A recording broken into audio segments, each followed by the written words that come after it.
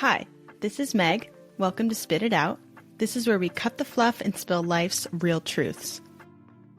Okay, how did everyone feel about that? Still need a little time to figure all that out, but that is in the works. But let me know. Let me know what you think in the comments. I'd love to know if you're liking my podcast so far. I would love to know if you have any ideas of topics you'd like to hear. I'd love constructive criticism. Send me a DM. Comment down below. Hey everyone, quick note, I am not a financial advisor or tax professional. The tips I'm sharing are general ideas based on common strategies. They're not personalized advice. Always consult with a certified financial planner, accountant, or tax expert before making money moves. Your situation is unique. Anyways, welcome back to another episode of Spit It Out with Meg. That is me, Meg. If you're new here, welcome. If you're not new here, welcome back. We are talking about finances today. We are going to spit out the truth about what the heck to do after you graduate dental hygiene school, dental school, college, whatever the hell you're graduating from and about to make big kid money. We got to do something with that money, babe. That is very important. And a lot of times the college that you went to will not teach you how to do jack with that money. And it's not really their purpose to. They're supposed to teach you a trade or whatever and send you off in the world and go make some money. But I am going to be your big sister today and teach you what to do with that money. So let's sit down and spit out how to finance 101. All right. We're going to start with what happens as soon as you graduate either dental hygiene school or dental school. I'm going to lean more into the hygiene side because in terms of wages, student loans, I have experience with that. Dental school tends to be a little different in which you tend to graduate with about 4 times, I'd say 3 to 4 times as much debt as what you are going to be making your first year. So the strategy in paying off that debt while investing is probably going to be a little different. Okay, so hear me out. When you're a hygienist in 2025, 2026, and you are graduating from hygiene school, generally, you'll be making around $75,000 to $95,000 on average. It ranges. We all know this. It ranges by state, etc. As a new grad, we have to abide by our little grace period, which is typically 6 months from when you graduate, and use that time, if you can, to stock up a 3 to 6 month savings, a life savings, because if anything happens, you need to have some sort of savings to cover your butt. To do this, what I would suggest is put money aside that you would pay for your student loan, plus some if you can afford it after you've paid rent, after you've paid all of your bills. You break down how much extra you have over, split it up to where a good chunk of that money can go towards a savings account. Here's where we got to talk about savings account though, okay? Because there's quite a few out there, and I know you've heard the term high yield savings account, money market fund, and just a general savings account, okay? What I would suggest is keep just enough in your regular old savings account, like maybe $1,000 max. Like you don't need more than that in a general savings. That savings is not going to make you any money. It's just going to sit there and just as like an emergency to the emergency fund. So if your checking account gets low, at least you'll have a little buffer to scoop a little money from down there and put it up onto your checking. Okay. So with the rest of your savings, you're either going to want to open a high yield savings account or a money market fund. What is the difference between the two? Great question. Here's the difference between a high yield savings account and a money market fund. The high yield savings account is an FDIC insured, super safe, fixed but variable interest, easy access like a bank account. Money market fund invests in short-term securities, higher potential yield, but not FDIC insured. Tiny risk, still very liquid. And the other thing I want to mention is taxes, because taxes are very, very important after you graduate because you will be paying lots of them compared to probably before. So with the high yield savings account, interest is taxed every year as ordinary income at your regular tax rate. So if you are in the 22% tax rate, you're going to pay 22% on any interest that you've accumulated. Keep that in mind, okay? Money market fund taxes. Dividends/interest taxed annually as ordinary income or capital gains if shares sold at a profit. Same rates, but no FDIC. To break it down, a money market fund, such as the one I have, is through Vanguard. I put money in It sits in the money market fund, which is their own way of splitting it up, and kind of they invest it and you get an average of about 5 or 6% return. That's not doing anything with it, but that's pretty much the average you're going to get just letting it sit there. High yield savings account is pretty much the exact same thing. You're going to put it in and you're going to let it do its thing and let whoever's investing it, right? The end. Here's the thing though, with the money market fund, I don't have to just let it sit there. I can purchase stocks from the stock market, from variable different markets, in order to potentially earn more than 5 to 6% in a year. And I have done that. I haven't gone too crazy in it, but I did decide to consult with a friend who works for one of the companies. And it was really nice because they were able to guide me like, hey, you want to invest in the S&P 500, which is the top 500 companies in the US, I believe. It's not like I'm putting all of my money in one stock. That's definitely not what you want to do. So let's go back a little bit. We have built a 3 to 6 month savings. Let's just say the 6-month grace period is over. You have to start paying back your loans. Okay, we're going to look at the minimum payment needed to do your loan. Let's just say your loan is an 8% interest loan. That's kind of what I had. My average was about 7 to 8%. That rate of percentage is higher and more steady than pretty much anything I can guarantee to get through the stock market. So what I'm saying is, sure, I can put less money into my loan and I can start putting more money into my savings and investing. But here's the thing, my loan rate that I have to pay back is still so high, 7.8. I would have to guarantee somehow, I would have to work some magic to figure out how I can get an investment of this exact money that I could put to my loan in the stock market that can get me more than that in a year to even make it worth it, which is really difficult. You can't ever guarantee anything in the stock market, but especially something that high. I mean, you just have to be really lucky. So in the beginning, I wasn't the smartest, and I did do that. I was like, oh, I'm just going to put some money away and let it sit in the stock market, and then I'll put some towards my loan no matter what. And then I realized everything I just said, and I was like, okay, screw that. So I did continue to put small amounts of money away. I think it was $50 to $100 a month I would put in my money market fund. And then every once in a while, let's say I got a gift, or let's just say I saved up enough money that I didn't even realize I was saving. Let's say it was $1,000 extra. I would put it in my money market fund and then invest it in like the S&P 500 or like Nvidia or something that I can know that generally it's going to continue to go up long term, right? My loan, though, was my biggest priority because the interest rate was so high. And I really didn't want that to be bearing down on my long-term investment goals. So I think my minimum payment for my loans was, I think it was like $400, but I budgeted my life enough to where I could put down $1,000 a month towards my loan. And that was more than what was due. Most of that went to principal once my interest was paid off. In order to get your interest paid off, that's a whole other beast. But I got some wedding money and I just had some savings, honestly. And I threw as much of that on there as possible. And it really just kicked off a lot of that interest because the interest will gain interest as well. And it's just kind of like a rabbit hole if you don't get out of it. It's horrible.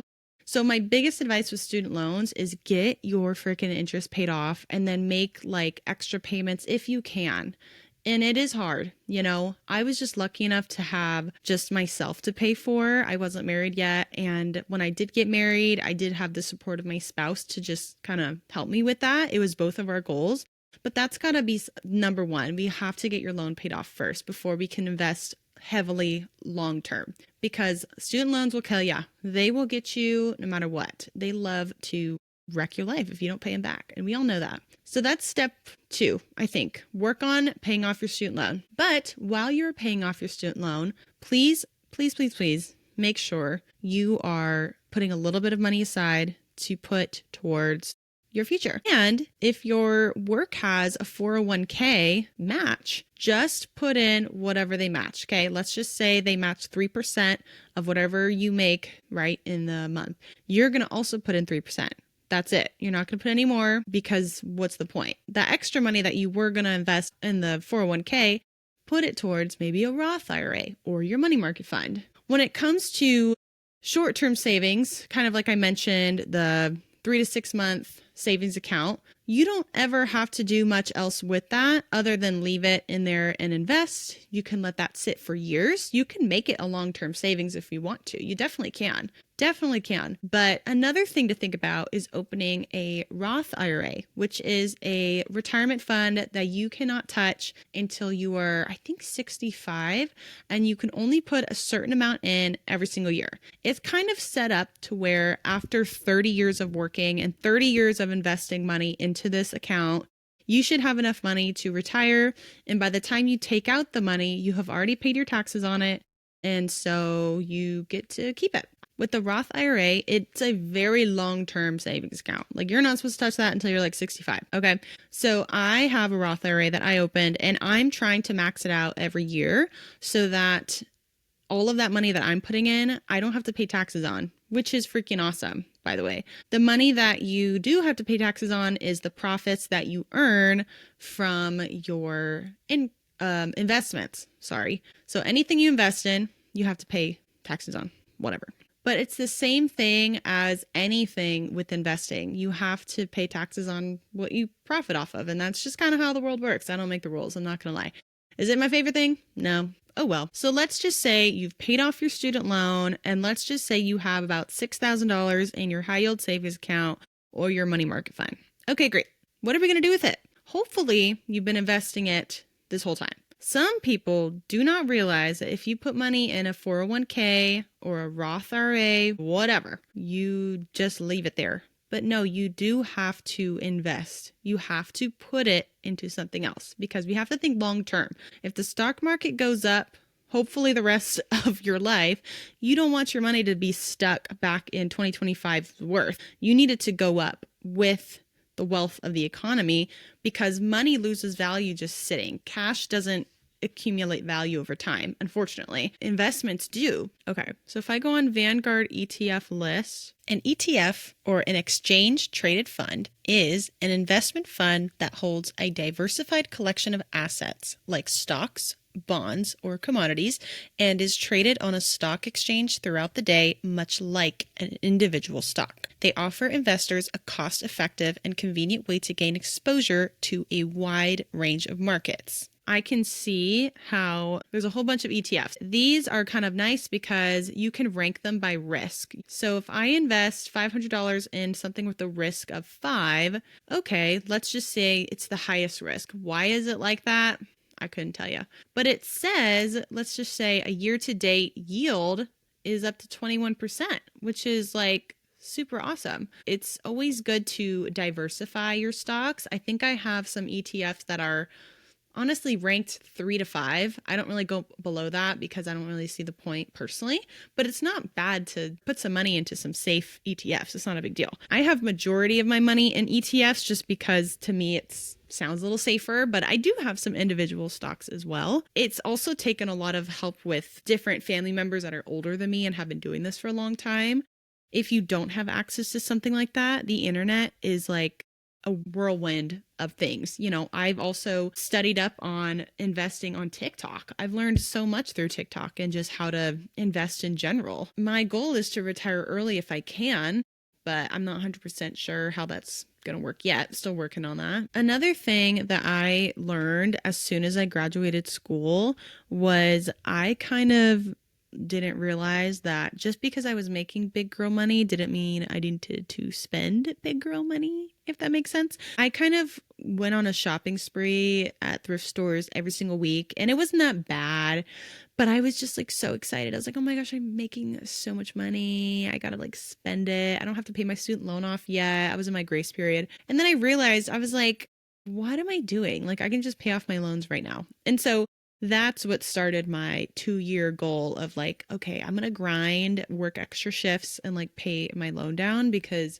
that's just like what I got to do. So I really strived to pay it off, and I recommend if you can work on paying your loan off, please do it. It's not worth it to live your whole life pretending that it doesn't exist. Even if you can make the lowest payment possible, just do it. You know, I think the best thing I did for myself was pay it off in 2 years because now I can use that money to invest. The The last thing I wanted to mention before I hop off is investing in yourself. There's a lot of different financial ways you can invest for long-term success, but in terms of your physical body, you only have one. When it comes to the potential of losing your career, because our careers are so physically based, if I can't use my foot, I can't work. If I can't use my leg, I can't work.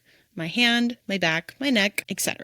It's worth it to invest in your physical health. It's also worth it to invest in disability insurance. A lot of people haven't talked a whole lot about disability insurance on this platform, but I'd really like to bring it up just really quick. When it comes to finding a broker, look around. You might have some local insurance brokers that do work through a surety, for example. That's where I have mine through. I don't know if other companies do specific plans for dental hygienists or dentists. You can also contact your local dental hygiene or dental board to see if they know any brokers that work specifically with dental professionals with disability insurance. I pretty much just pay a monthly premium to ensure that if anything happens to where I cannot physically do my job, I am covered at least up to a certain $1,000 amount per month. It makes me feel a little better because I do ski, I do drive a car, I do hike and all sorts of stuff that, typically if you get hurt doing anything in general, you could lose your job. And I didn't want to live my life walking around like, I don't know if I'm going to have a ski accident, or I don't know if I'm going to be in a car accident. Knock on wood. And I really hope nothing ever happens to me like that or you. But you never know. You really never know what could happen. And no one ever thinks it can be you until it is. I would encourage you to look into disability insurance as a new graduate as well, because one, if you are younger, if you are 22 to 24, your premium is a lot lower. If you are older, your premium might be a little higher because technically you might be more of a risk depending on what your health history is. That doesn't mean you should not invest in disability insurance. It's still worth it because at the end of the day, most of us drive cars, most of us walk outside, and anything can happen. It makes me feel a little better to have it because we are a 2-income household. And if my income goes out the window for 3+ months, we would be struggling a lot.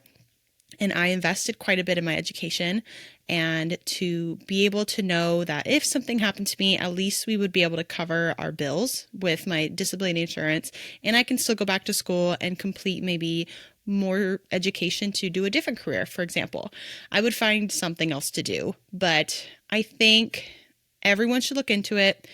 If you have any questions, like I said, consult with a broker in your state and see what they have to say. I wanted to wrap up this episode and just kind of break down all the things I chatted about today. The first one, just remember the most important thing is your financial security.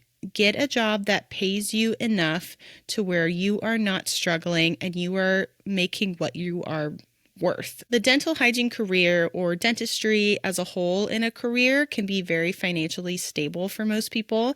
And it's really amazing how you can invest in yourself and your future very simply. The reason why I made this video is because I really want to let people know that you don't have to just keep cash in your bank account. You want to make your money work for you. That is the best way to do it. Please consult with a financial advisor. Like I said earlier, though, these are just general tips. Other than that, I'll see you in the next one.